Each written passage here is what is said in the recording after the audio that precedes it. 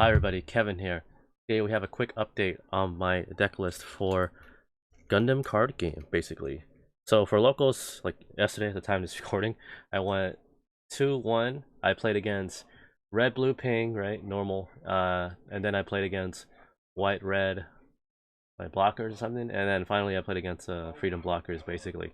I would say overall the matches were pretty alright for this deck. So if you're gonna play against them, don't be afraid and listen to some people to say like, oh, this deck is the best deck, that's the best deck.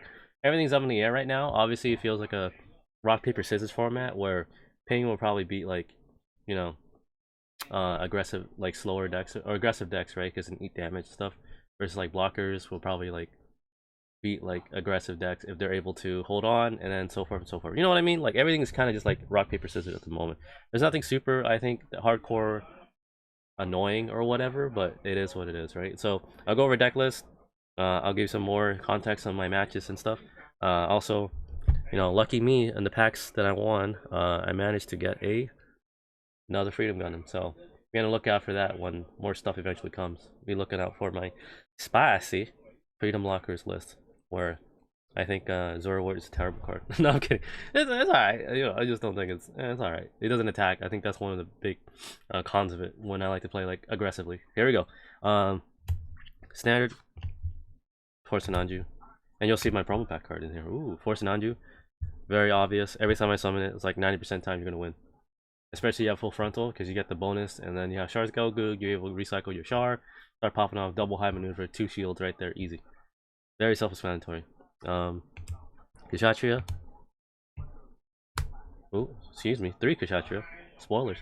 3 Kshatryia. Very, you know, self-explanatory. I don't think it ever came up, honestly, during my 3 rounds of locals, because unfortunately 2 of them were in my shield area, so oh well, maybe I will play the 4th one, but I think 3 is a probably okay ratio.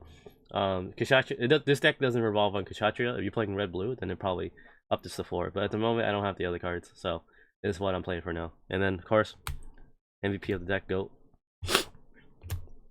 4 Char's Gelgoog, like I said before with the Sinanju combo, where you can special summon this and then get it for free. You can pitch any Xeon unit or Neo Xeon unit that's in your hand that's like useless, and then eventually get a free Char, so you're able to play more aggressively. Every time I summon this is also amazing. So great. 3 shards, 2 normal Gelgoog, excuse me. Very self-explanatory. Xeon trait, so you can link up your Char, which is like the best pilot of the deck. So very self-explanatory.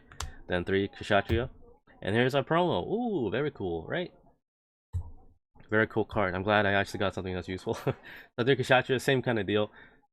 Link it up with Marida. Even though it's obviously is not as strong as the stats for the other Kshatryia, this is still a good body, and the amount of cost is sort of relevant, because would you rather play 2 bodies or 1 body, right? I think overall, with the style of this deck, you will probably play 2 bodies, because you want to overwhelm them, right? And your opponent only has so many blockers. One game I just won because I had like 4 monsters on field. They only had 1 blocker that was big, so it doesn't matter. I just attack and then go from there. Double Geara Zulu. Came out like once because I had a weird hand where it had Marida and also a Geara Zulu. So summon Geara Zulu and then link up Marida, and then technically it's a link, so you still get the effect from her, right? Her link effect. So there you go. Only play 2. These honestly could be flex spots. I can probably put another Kshatryia or something similar to that, like, you know, some random thing I can think of. But at the top of my head, these 2 were fine. That happened. 4 shards Zaku II, the one from the beta booster pack. This is also pretty alright, because remember, it allows you to float, especially if you have another Char in your that's linked to it. The token does come up, like I said, it's rested, so yeah, your opponent could attack it, but they attack it and then they're not attacking shields, and that's fine too, because you want to just accelerate your attack for shields, right? So very self-explanatory. Finally, for Char Zaku II, the one from the starter deck.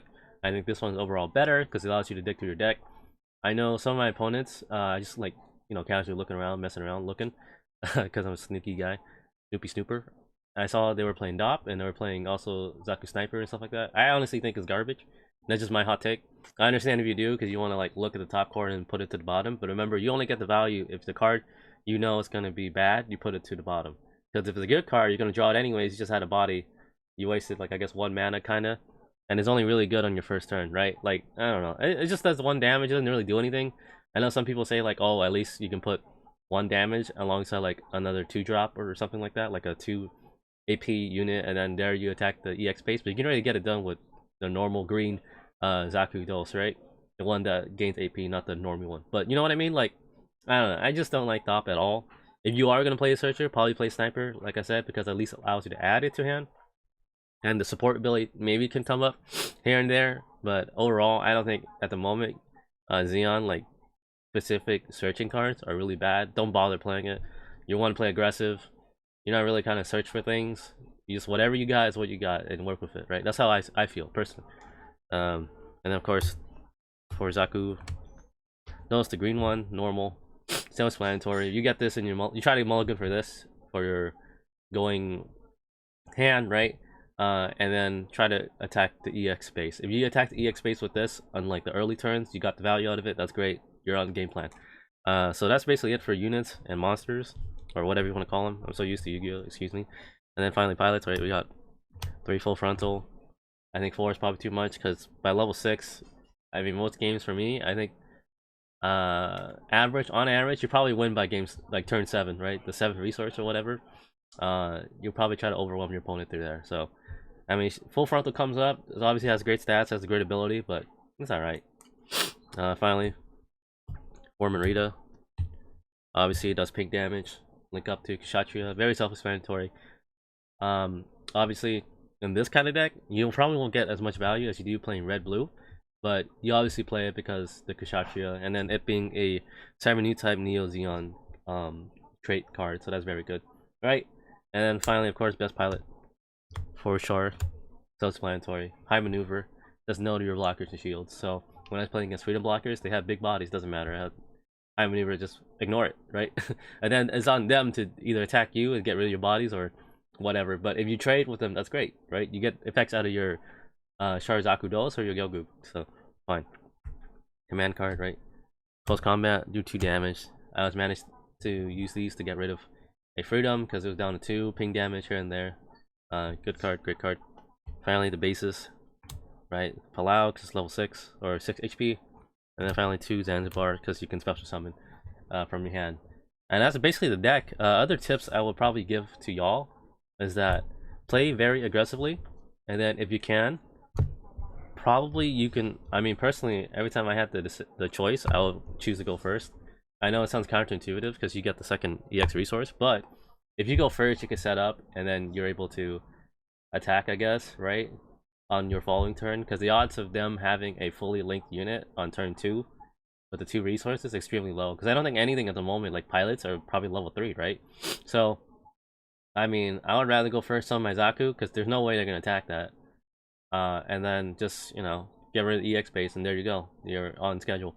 That's just my opinion. I obviously think that going second, you get the benefits of the EX resource, but I think that applies more for like certain decks like red, blue, pink, where like you kind of play like a mid-game, long-term kind of deal and set the tempo here and there so that EX resource will come up. But if you're playing aggressively, I feel like you want to go first.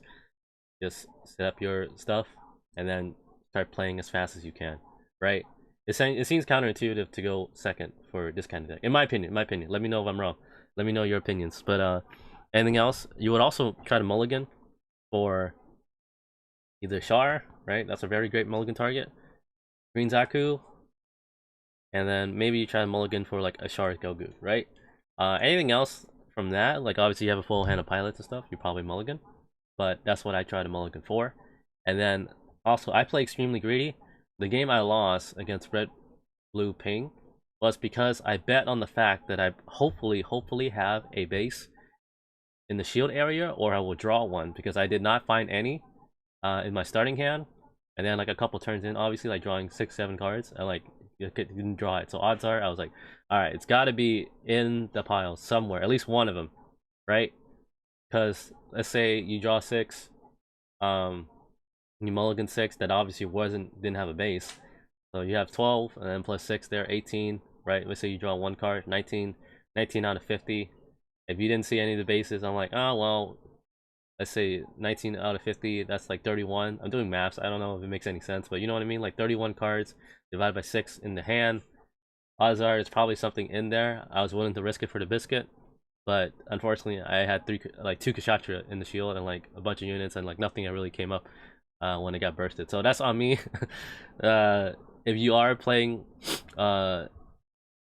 this deck, odds are there probably will be one base, or you will draw a base at some point, right? But I was just playing very like risky. Instead of attacking units, I was just attacking shields. I'm like, I'm gonna get a base that's gonna be one turn enough, and I'll be able to win. But oh well, it's unfortunate. What can you do? Anyways, that's all I really have. It's just a quick update. I just got, you know, a nice promo card. Very cool. Very cool. Where are you? Yeah, look at that. Tiny Kshatryia. Oh, very cool. And then of course look out for Freedom Blockers, whitelist, whenever that comes out. Thank you for watching. It's just a quick update, and yeah, see you guys around. Bye bye.